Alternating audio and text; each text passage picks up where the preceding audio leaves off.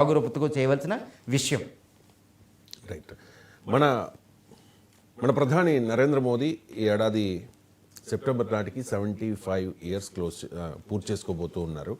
So ఈ ఏజ్లో కూడా ఆయన ఎంత యాక్టివ్గా ఉంటారో మనం చూసాం. సైప్రస్ పర్యటన చేశారు, ఆ తర్వాత G7 సమ్మిట్లో పార్టిసిపేట్ చేశారు, క్రొయేషియా వెళ్ళారు, ఇండియా వస్తూ ఉన్నారు.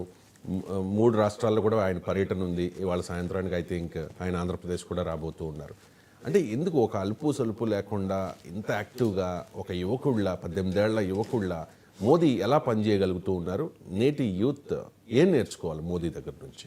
1950 సెప్టెంబర్ 17వ తారీఖున ఆయన జన్మించడం జరిగింది గుజరాత్లో జన్మించి ఇప్పటికే ఆయనకి ఈ సంవత్సరం కొన్ని 2 నెలల్లో 75 సంవత్సరాలు నిండబోతున్నాయి. 75 సంవత్సరాలు. నిన్నే ఒక రిపోర్ట్ కూడా వచ్చింది ఇండియాలో. కేవలం ఐటీ ఇలాంటి జాబుల్లో 45 సంవత్సరాలకే రిటైర్డ్ అవుతున్నారు. ఒకటి హెల్త్ బాగోక, 2 ఎక్కువ శాలరీ లేక. ఈ ఐటీలో 45 సంవత్సరాలకే 30 ముసలివాళ్ళలాగా తయారవుతుంది ప్రస్తుత ఆధునిక యుగంలో, లైఫ్ స్టైల్ బాగోక. కానీ మోడీకి 75 సంవత్సరాలు నిండుతున్నాయి. నేను ఒకటే ఉదాహరణ చెప్తున్నానండి. భారత ప్రధాని సైప్రస్ విజిట్కి వెళ్ళి అక్కడ ఒక రోజు స్పెండ్ చేసి తర్వాత భారతదేశం నుంచి 13,000 కిలోమీటర్ల దూరంలో ఉన్న కెనడాకి ఫ్లైట్లో వెళ్ళి అక్కడ డీప్ డిస్కషన్స్ 7 నేతలతో ఇంకా 2 నేతలతో చేసి ఎంతో రాత్రులు నిద్ర లేకుండా తర్వాత వెంటనే క్రొయేషియా వచ్చి ఈ క్రొయేషియా ట్రంప్ లాంటి వాళ్ళతో డిస్కస్ చేసి క్రొయేషియా నుంచి ఇండియా వచ్చారు. ఇండియా న్యూఢిల్లీ వచ్చి ఏమైనా రెస్ట్ తీసుకున్నారా? ఒక్కరోజు ట్రావెల్ చేస్తే విజయవాడ నుంచి హైదరాబాద్, ఒక రోజు 2 రోజులు నిద్రపోతాం మనం. ఓకేనా? ఈయన అక్కడ నుంచి వచ్చి మళ్ళీ ఢిల్లీలో రెస్ట్ తీసుకున్నారనుకున్నారా? ఇంటర్నల్ డిస్కషన్ చేసి క్యాబినెట్లో వాళ్ళతో మీటింగ్ అయ్యి ఇవి అంతా చూసి ఇరాక్ యుద్ధాలు, ఇరాన్ ఇజ్రాయెల్ యుద్ధం పెద్దవుతూ ఎలా ఉంటుందని మొత్తం చేస్తూ అన్ని రిపోర్టులు తీసుకుంటూ అక్కడి నుంచి ఈ బీహారు, ఒడిస్సా వచ్చి అక్కడ 18,000 కోట్ల ప్రాజెక్ట్ చేసి ఈరోజు ఈవినింగ్కి ఆంధ్రప్రదేశ్ వైజాగ్ చేరుకుంటున్నారు. ఆయన రేపంతా యోగా దినోత్సవంలో ఉంటారు. యూత్ ఎలా బతకాలో చెప్పబోతున్నారు. నేను ఎందుకు చెప్పానంటే 24 గంటలు ఆయన పని చేస్తున్నారు అనేది ఒకటి. ఇంగ్లీష్లో ఒకటి ఉంటుంది అనమాట, ఫ్లై బై నైటర్ జాబ్ అంటారు. Fly by nighter is nothing but 24 hour job. ఆయన 24 అవర్ జాబ్ చేస్తున్నాడా 75 సంవత్సరాల ఏజ్లో? ఒకసారి ఇమాజిన్ దిస్ ఇష్యూ. నేను ఒకటే చెప్తున్నానండి.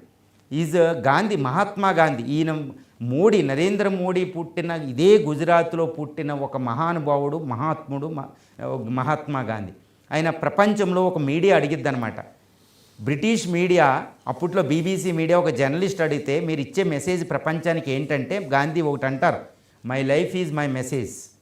జాగ్రత్తగా వినండి, my life is my message అంటారన్నమాట. బ్రిటన్లో చెప్తాడు ఆయన మాట. ఇప్పుడు మోడీ జీవితం చూస్తే is life is message to the present youth అండి. యూత్ చాలా అల్లకొల్లోలో ఉంది. డ్రగ్స్ ఇవి అవి చాలా ఘోరంగా ఉంది. ఇండిసిప్లైన్గా ఉన్నాం. నేను ఈ మాట అంటున్నానని కాదండి, ఎక్కడికక్కడ చూడండి. ప్రతి రోజుకి 86 మంది రేపులు జరుగుతున్నాయి ఇండియాలో. ప్రతిరోజు డ్రగ్స్, మందు, భయానకమైన వాతావరణం ఉంటుంది. యూత్ చెదిరిపోతున్నారు. జనాభా లాభంలో 2-3 కోట్లు యూత్ చెడిపోయినా అది భారతదేశానికి మంచిది కాదు. అక్కడ మోడీ చూడండి ఎంత కష్టపడుతున్నారు. ఆయన లక్షణాలు నేను చెప్తున్నా. Is life is message to the India అనమాట. మన్ కీ బాత్ ఇవన్నీ అవసరం లేదు. ఆయన లైఫ్ స్టైల్ చూస్తేనే పెద్ద మెసేజు. ఏ విధంగా మెసేజ్ అంటే ఆయన డిసిప్లిన్ చూడండి, క్రమశిక్షణ ఉంది కాబట్టే ఆయన ఆరోగ్యంగా నివసిస్తున్నారు. ఒకటి వ్యక్తిగతమైన క్రమశిక్షణ, ఇంకోటి ఏంటంటే బ్రహ్మచర్య దీక్ష అంటారు. బ్రహ్మచర్య దీక్ష, అది మ్యారేజ్ అయినా బ్రహ్మచర్య దీక్షే ఆ టైంలో ఉంటే. ఎందుకంటే ఇప్పుడు మహాత్మా గాంధీ, కస్తూర్బా గాంధీ 35 సంవత్సరాల ఏజ్ నుంచి they never indulged in the sex అనమాట. బ్రహ్మచర్యం తీసుకున్నాడు అనమాట. ఇప్పుడు మోడీ బ్రహ్మచర్య దీక్షలో ఉన్నారు. క్రమశిక్షణ మొత్తం తన యొక్క జీవితంలో ఉన్న ప్రతి సెకండ్ని ఆయన ఇండియా భరతమాత గొప్పదానాన్ని అమృతకాల లక్ష్యాల కోసం ఉపయోగిస్తున్నారు. లక్ష్య సిద్ధి, ఒకటి క్రమశిక్షణ, 2 లక్ష్య సిద్ధి is commitment. Fly by nighter job చూడండి, అక్కడ నిద్ర ఎలా ఉంటుంది, ఎంత కష్టమైన జాబో చూడండి. 2 ఆయన ఆరోగ్యాన్ని కూడా కాపాడుకోవడం వల్ల కదా ఆయన చేస్తున్నారు. అది కూడా చాలా ఇంపార్టెంట్. మహాత్మా గాంధీ కూడా నేను ఎందుకు కంపేర్ చేస్తున్నానంటే మహాత్మా గాంధీ తన 1921లోనే అపెండిసైటిస్ ఆపరేషన్ అవుద్ది. అప్పుడే ఆయన చనిపోవాలన్నమాట. కానీ 78 సంవత్సరాల వరకు ఆయన నివసిస్తాడు. ఎందుకంటే అద్భుతమైన ఒక బుక్ కూడా రాస్తాడు డైట్ మీద. ఈరోజు మోడీ ఆరోగ్యం చూడండి, ఆయన ముఖంలో తేజస్సు చూడండి, ఎంత క్రమశిక్షణ ఆరోగ్యాన్ని ఎలా కాపాడుతున్నారు. యోగా దినోత్సవం ఎలా జరుపుతారో నేను రేపు చూడవచ్చు మనం ఆంధ్రప్రదేశ్లో, అది కూడా వైజాగ్ సిటీలో. తర్వాత ఇంకోటి ఏంటంటే ఆయన ప్యాట్రియాటిజం, ఒక దేశభక్తి నరాన జీర్ణించుకుంటారు. ఈరోజు ఇండియన్స్ అందరికీ తెలుసు ఈరోజు 75 సంవత్సరాలు పూర్తవుతున్నాయి, మోడీ రిటైర్మెంట్ వస్తుంది అని నేను ఒక వీడియోలో గట్టా చెబితే కింద క్వశ్చన్ చూసి భయపడ్డానండి నేను. అబ్బా ఎంత పాపులారిటీ అని. 11 సంవత్సరాలు ప్రధానమంత్రిగా చేసిన తర్వాత యాంటీ ఇన్కంబెన్సీ వచ్చి ఆ ప్రధానమంత్రి మీద మనకు విరక్తి కలుగుతూ ఉంటుంది. ఏ లీడర్ 5 సంవత్సరాలు ఎమ్మెల్యే చేస్తేనే ఇది మారిపోయి ఇంకొకటి వస్తే బాగుందని మార్చుకుంటున్నాం మనం. ఎప్పుడు ఎన్నికలు వస్తాయిరా బాబు అని. ఈరోజు 11 సంవత్సరాల ప్రైమ్ మినిస్టర్షిప్ చేశారు ఆయన, మొన్న అయ్యింది. ఇప్పటికీ భారతదేశంలో ఓటింగ్ పోలు పెడితే 80% పైగా ఈయనే ప్రధానమంత్రి ఉండాలంటున్నారు. నేనే పెట్టానండి, ఒక మోడీ తర్వాత వారసుడు అమిత్ షా అంటే ఓకే, కానీ మోడీ దిగడమా? This is the biggest question అండి.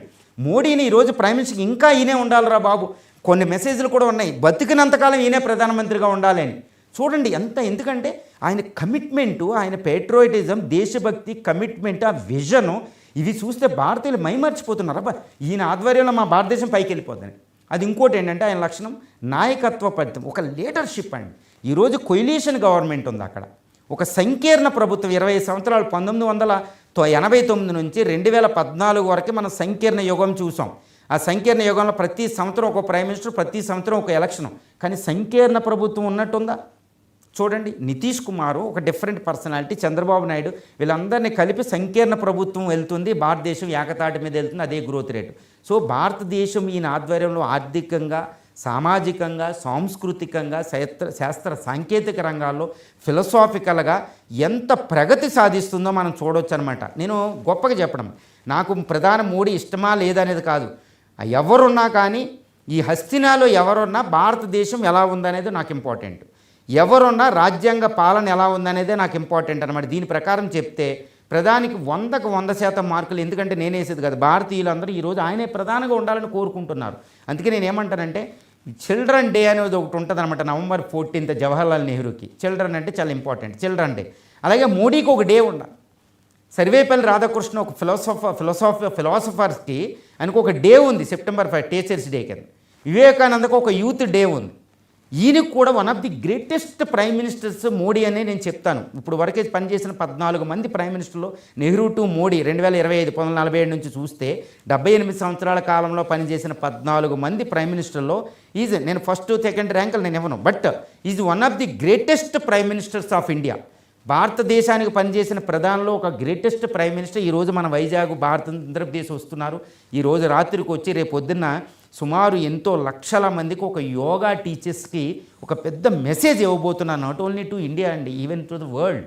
ఈరోజు ఇండియా అనేది ప్రపంచంలో భారతదేశం ఎప్పుడు కూడా ప్రపంచాన్ని సైనికుల ద్వారా పరిపాలించదు, జ్ఞానం ద్వారా పరిపాలిస్తుంది.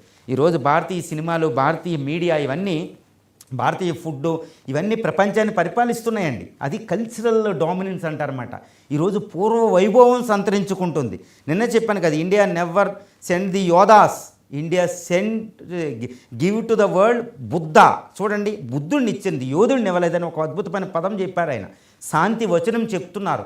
సో ఇది India is the one of the best లేదు, కరెక్ట్ టైంకి మనం పొందామని చెప్పవచ్చు. ఈయన్నే భారతీయులు కోరుకుంటున్నారు. ఈయనకి కూడా ఈ నెహ్రూకి, సర్దార్ వల్లభాయ్ పటేల్కి ఇలాగే ఏవైతే ఉన్నాయో ఈయనకి కూడా నేషనల్ యూత్ ఐకాన్ డే అనేది ఒకటి ఉండాలి. ఈయనకి భారతరత్న ఇవ్వాలి, నోబెల్ పీస్ ప్రైజ్కి కూడా ఈయన నామినేట్ అవుతారు ఈ సంవత్సరం. ఈయనకు వచ్చే అర్హత ఉంది.